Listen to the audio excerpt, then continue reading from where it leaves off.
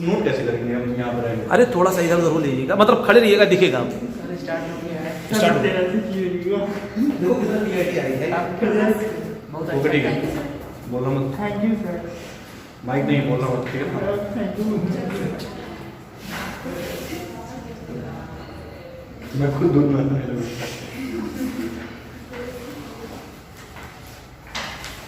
कहाँ तो मुझे क्वेश्चन नंबर 3 हो गया था, ठीक है ना? 4 देखो। 4 क्या है? Find the degree measure of the angle subtended at center of a circle of radius 100 cm by an arc of length 22 cm, ठीक है? डिग्री मेजर ऑफ एंगल बताना है आपको। Subtended at the centre of a circle, radius 100 cm by an arc of length 22 cm। अब देखो एक circle है, ठीक है? एक आर्क सबटेंड कर रहा है, 32 सेंटीमीटर। कोई एंगल मान लो थीटा है, ठीक है? आर्क लेंथ क्या है? 22 सेंटीमीटर, ठीक है? और रेडियस कितना है? 100 सेंटीमीटर। तो आपको डिग्री में बताना है, क्या बताना है? डिग्री। और दिया है पाई की वैल्यू ऑफ 22.7 मीटर, ठीक है? थीटा क्या होता है? L/r, ठीक है? थीटा इक्वल L कितना है? 22, R कितना है? 100, ठीक है? ये कितना आएगा? 11/50, ठीक है? ये जो भी आया थीटा वो किसमें है? रेडियन। बट आपको बताना है किसमें? डिग्री में बताना है। तो रेडियन से डिग्री के लिए क्या करोगे आप? 180/π, ठीक है? तो फॉर डिग्री मेजर क्या करोगे आप? यहाँ लो 11/50 इंटू 180/π, ठीक है? ये हो गया 11/50, 180/π का मतलब 22/7, 22 यहाँ और 7 यहाँ, ठीक है? 11 और ये 9, 11 से 11 का 9 7 63/5। 63/5, ये आंसर। अब इसका आंसर कैसे ले सकते हो? ये तो डिग्री होगा सर डिग्री में, तो आप किसमें जा सकते हो? नहीं, ये रेडियन आंसर है, उसके बाद आप डिग्री में पहुंच गए। डिग्री में कुछ फ्रैक्शन टाइप का है,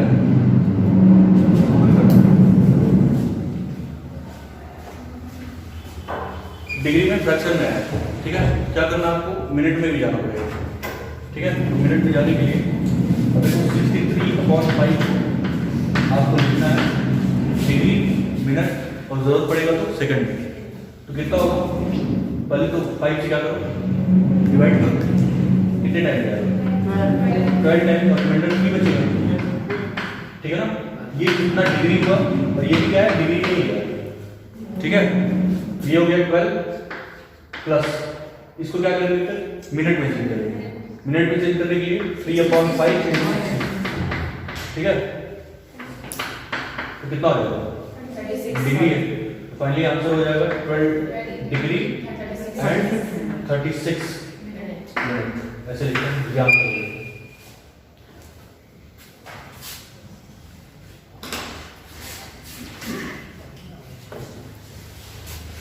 एक्चुअली पता है पूरा बोर्ड आना चाहिए, इतने में काम नहीं चलता है आजकल मैथ्स में।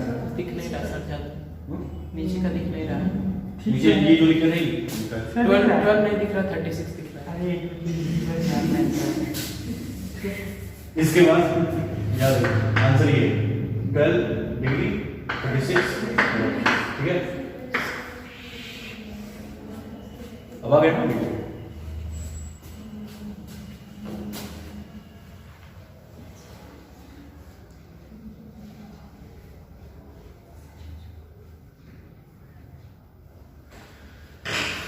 इसको थोड़ा पीछे कर दिया जाएगा,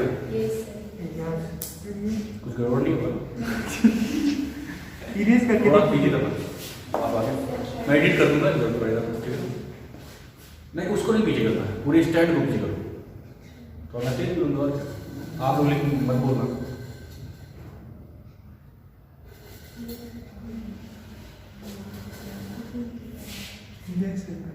ठीक है? मैं दिख रहा हूँ ना? हाँ सर। आधा आधा मैं यस सर, अब दिख रहा है। बहुत सब दिखाई दे रहा है। इधर तक तो वहीं तक दिख रहा है, उधर थोड़ा उधर बढ़ गया है थोड़ा। और उधर भी। सर एडिटिंग करने बहुत मार एक्चुअली वो 4 दिख रहा है ना?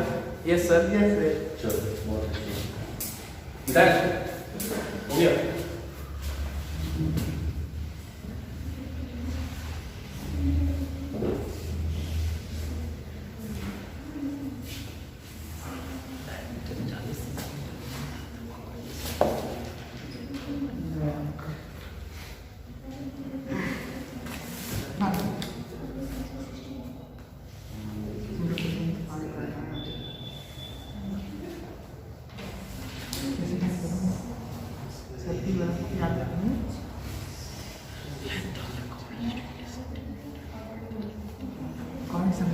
प्रेस करें।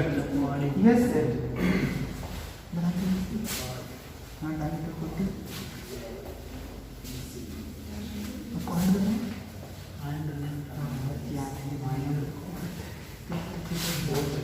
अगला नेक्स्ट क्वेश्चन नंबर 5 क्या है? In a circle of diameter 40 centimeter the length of the chord is 20 centimeter. 20 centimeter. Find the length of minor arc of the chord. Arc बताना है, ठीक है ना? एक सर्कल बनाया गया और इसका डायमीटर कितना है? 40। तो रेडियस कितना होगा? 20। अच्छा, लेंथ ऑफ कॉर्ड दी है। ये कॉर्ड है 20 और सेंटर यहाँ पे कुछ होगा, ठीक है? और इसका रेडियस कितना है? 20। अगर ये 20 है तो ये भी 20 होगा। आर्क लेंथ मतलब ये होगा, ठीक है? ये इक्विलेटरल ट्रायंगल है। तो ये कितना होगा? 60 डिग्री। इसका मतलब जो है क्या पता चल गया आपको? एंगल पता चल गया। अच्छा, जब भी हम थीटा पर L/R यूज करते हैं तो थीटा क्या होता है? रेडियन में लेते हैं, ठीक है? तो 60 डिग्री है ना? Yes sir. तो ये रेडियन में अगर मेजर करो कितना होगा? पाई/3 पाई/3 60 डिग्री को अगर यहाँ पे क्या रखना है? थीटा जो है angle subtended by R at centre, यही होता है ना? ये रेडियन में होता है, बट ये डिग्री में 60 डिग्री को अगर रेडियन में चेंज किया जाए तो पाई/3 होगा। ये होगा पाई/3। एल निकालना है, आर कितना है? 20। तो एल की वैल्यू क्या होगा? 20 पाई/3।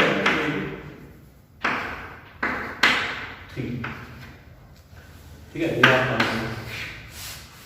अब चाहो तो एल की वैल्यू पाई की वैल्यू 22.7 तक के भी ला सकते हो, पर इससे भी याद कर सकते हो।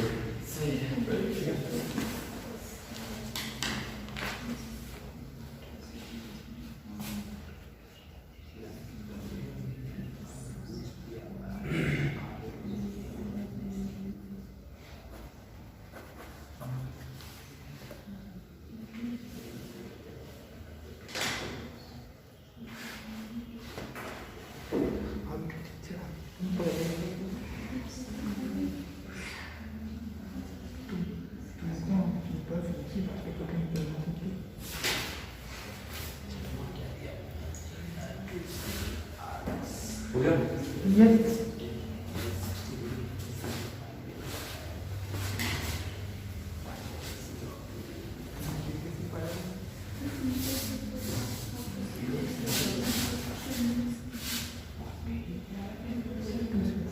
Question number 6.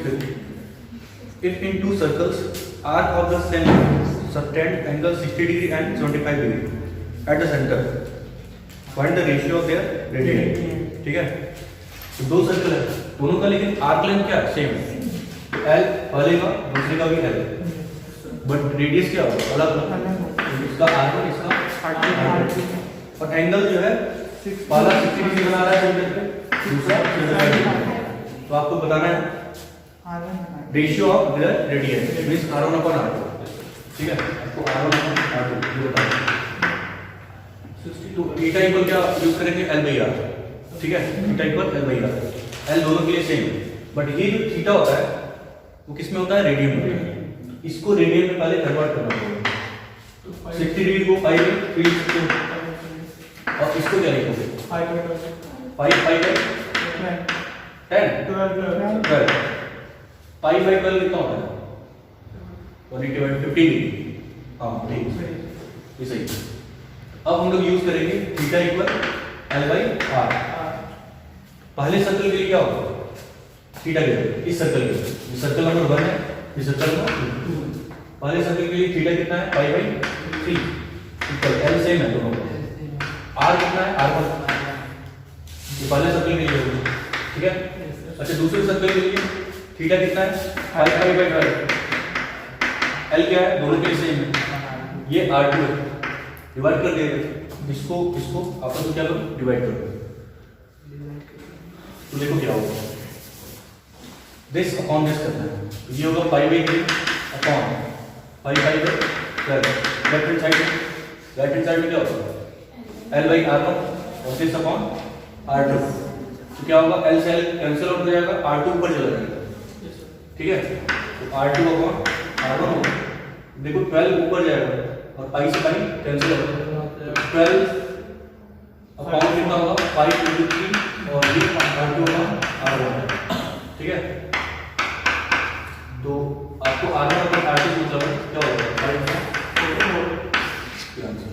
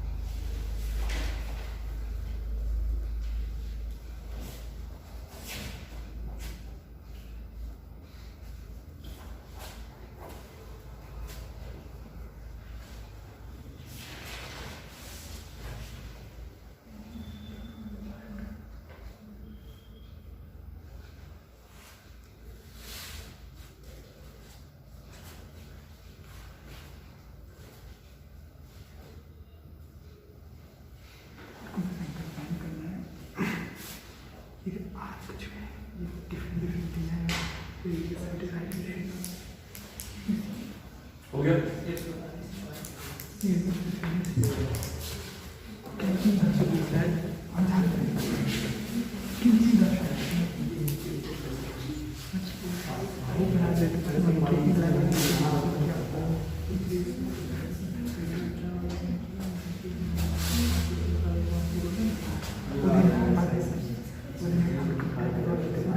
Seven minutes. Find the angle gradient through which a pendulum swings if its length is 75 centimeter and the tip describes an arc of length this. एक बता देते हैं 7 का थर्ड, ठीक है। घड़ी है और उसका लेंथ कितना है? 75। इसका मतलब आर दिया है 75। आर कितना दिया है? 75। आर की लेंथ क्योंकि थर्ड सॉल्व कर रहे हो, आर की कितना होगा? 21। क्या बताना है? Angle in radian. तो थीटा इक्वल क्या होगा? एल बाई आर 21/75, ठीक है। 25। हो गया आंसर। रेडियन बता दो।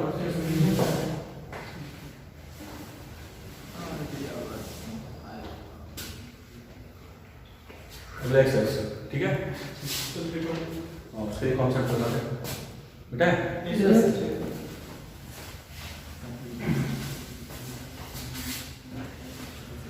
देखो मैंने बताया था ट्रिग्नोमेट्री का मतलब क्या होता है? तीन साइड को आपको मेजर करना है, ठीक है। अब राइट हैंड एंगल में आएगा, ये पी होता है, ये बी होता है, ये, ठीक है। अच्छा पी बी एच को लेके कितने कॉम्बिनेशन पॉसिबल है? 6 कॉम्बिनेशन, ठीक है। पी बाई एच ये हो सकता है, एच बाई पी ये हो सकता है,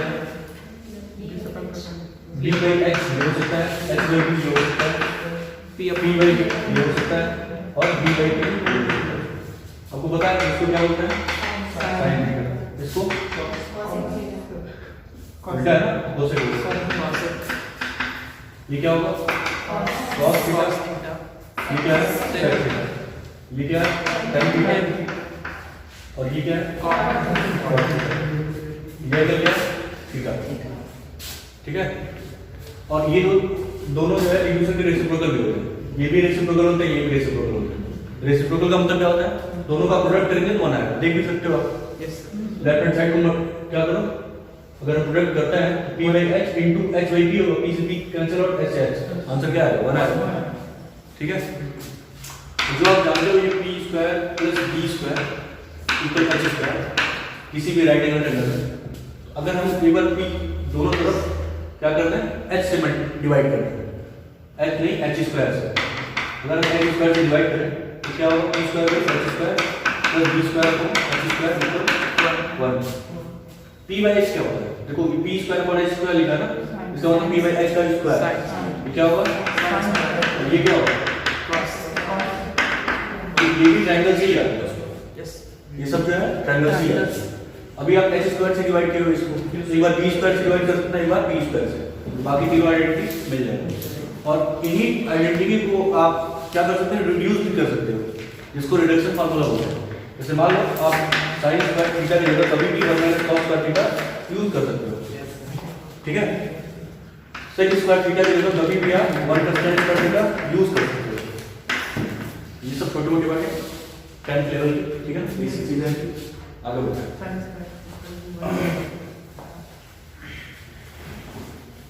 अब एक सर्कल पे आते हैं। ये सारी कहानी जो है सर्कल से ही स्टार्ट होता है। सर्कल, ठीक है। ये x एक्सिस है, ये y एक्सिस है, ये माइनस x एक्सिस है, ये माइनस एक्सिस है। अब यहाँ देखो ये रोटेट है। आप हमेशा रोटेट कैसे हो? Anti clockwise positive x direction के साथ, तब एंगल क्या होता है? पॉजिटिव। सेंस ऑफ रोटेशन अगर एंटी क्लॉकवाइज डायरेक्शन में है तो एंगल कैसा लेंगे? पॉजिटिव। और अगर क्लॉकवाइज डायरेक्शन में है तो नेगेटिव। इसका मतलब नीचे आएंगे तो एंगल नेगेटिव, ऊपर जाएंगे तो एंगल पॉजिटिव। पहली बात, अगर मैं यहाँ पे कोई पॉइंट लेता हूँ तो पॉइंट का कोऑर्डिनेट इन जनरल क्या लेते हैं? एक्स और वाई। ठीक है। यहाँ से अगर पर्टिकुलर ड्रॉप मारते हैं तो ये लेंथ कितना होगा? एक्स, और ये लेंथ कितना होगा? वाई। एक ट्रायंगल दिख रहा है जो कि राइट एंगल ट्रायंगल है। ठीक है। तो राइट एंगल ट्रायंगल में साइन क्या होगा? p by h। h की वैल्यू आप r ले सकते हो क्योंकि सर्कल है, उसका एक रेडियस होगा। और आपको पता है रेडियस मतलब एक लेंथ है, लेंथ कभी भी नेगेटिव नहीं होगा। ठीक है।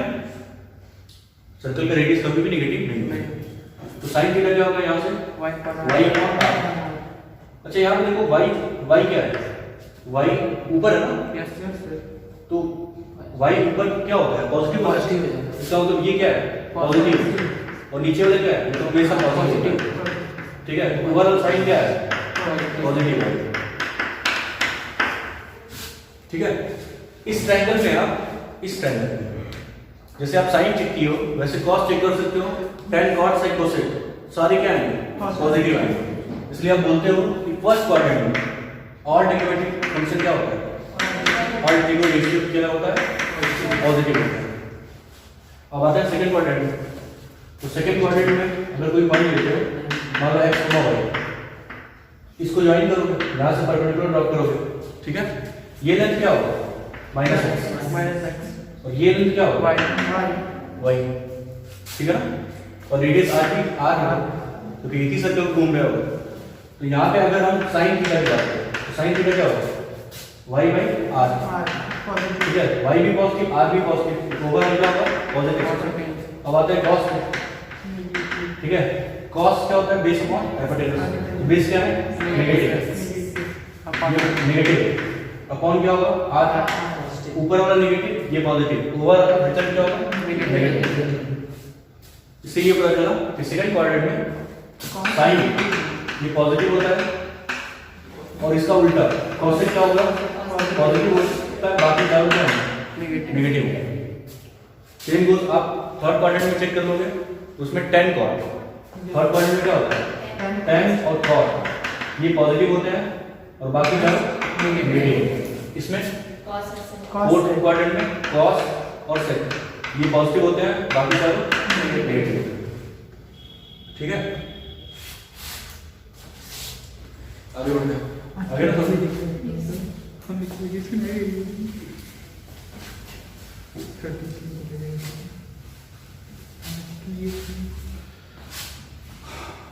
अब इसका एक पर्टिकुलर केस देखो। मान लो सर्कल ये है, ठीक है, इसका मैं रेडियस 1 कर दूं, रेडियस का क्या कर दूं?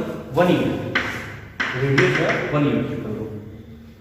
तो आपको पता है कि साइन थीटा क्या होता है? T by h। h का मतलब क्या होता है? हाइपोटेनस। यही तो h होता है। यहाँ से एक ट्रायंगल बनता है, ये h होता है ट्रायंगल में। तो अगर ये 1 बन गया, r क्या बन गया? 1। r का मतलब h, h अगर 1 बन गया तो साइन थीटा किस पे डिपेंड करने लगेगा? p पे, डायरेक्टली p पे डिपेंड करेगा। ठीक है, इसका मतलब p पॉजिटिव तो साइन पॉजिटिव, p नेगेटिव तो साइन नेगेटिव। पहली बात। दूसरी बात, ये p बताएगा कि साइन मैक्सिमम कहाँ होगा और मिनिमम कहाँ होगा।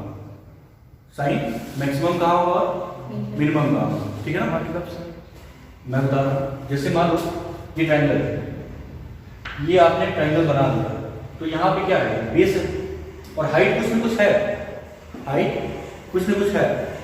तो हाइट अगर मैक्सिमम होगा तो साइन क्या होगा? मैक्सिमम होगा।